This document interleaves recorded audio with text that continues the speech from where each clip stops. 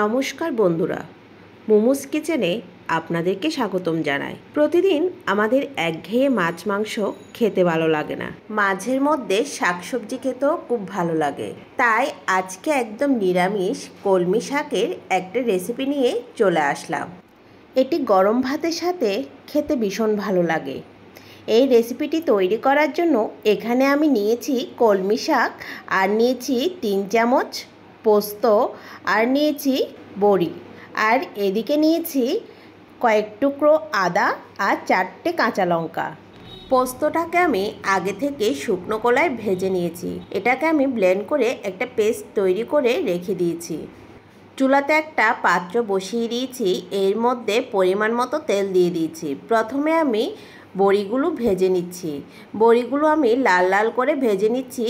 বড়িগুলো ভাজা হয়ে গিয়েছে, এবার একটা পাত্রে তুলে নিচ্ছি।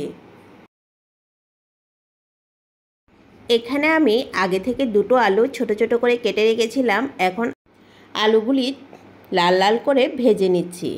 এখানে সামান্য একটু নুন আর হলুদ দিয়ে আলুগুলোকে আমি ভেজে নিচ্ছি।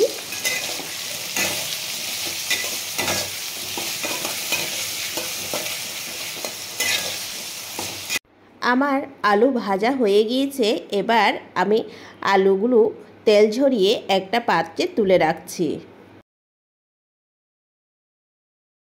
এরপর সেম পাত্রে আমি সামান্য একটু তেল দিয়ে দিয়েছি। এরপর তেলটা গরম হয়ে আসলে এখানে দিয়েছি 2টো শুকনো লঙ্কা, আর দিয়েছি 1/2 চামচ পাঁচফোড়ন। এখন এই গোটা মশলাটাকে খুব সুন্দর করে ভেজে নেব, যাতে মশলার সুন্দর একটা গন্ধ বেরোয়। যখন মশলা থেকে সুন্দর একটা গন্ধ বেরোবে, এখানে দিয়ে দিচ্ছি কাঁচা লঙ্কা আর আদার পেস্ট। এরপর মশলাটাকে খুব ভালো করে কষিয়ে নিচ্ছি। এরপর এখানে দিয়ে দিচ্ছি স্বাদ মতো লবণ। আবারও 2-3 মিনিট মশলাটাকে কষিয়ে নিয়েছি, যাতে মশলার কাঁচা গন্ধটা চলে যায়। এরপর এখানে দিয়েছি 1 চামচ জিরের গুঁড়ো আর 1/2 চামচ হলুদ গুঁড়ো। আবারও 2-3 মিনিট মশলাটা দেওয়ার পর ভালো করে কষিয়ে নিয়েছি। এরপর এখানে দিয়ে দিচ্ছি আগে থেকে কেটে রাখা কলমি শাক। কলমি শাকটা আমি পরিষ্কার করে ধুয়ে নিয়েছি, এরপর ছোট ছোট করে কেটে নিয়েছি। এই রান্নাতে কিন্তু আমি একদমই জল দিব না, কারণ শাক থেকে অনেকটা জল বের হবে। এজন্য এখানে জল দেওয়ার কোনো প্রয়োজন নেই। শাক থেকে যে জলটা বের হবে, ওই জলটা দিয়েই রান্নাটা হয়ে যাবে। আমি শাকটাকে মশলার সাথে খুব ভালো করে মিশিয়ে নিয়েছি। এবার 2-3 মিনিট শাকটাকে রান্না করে নিব।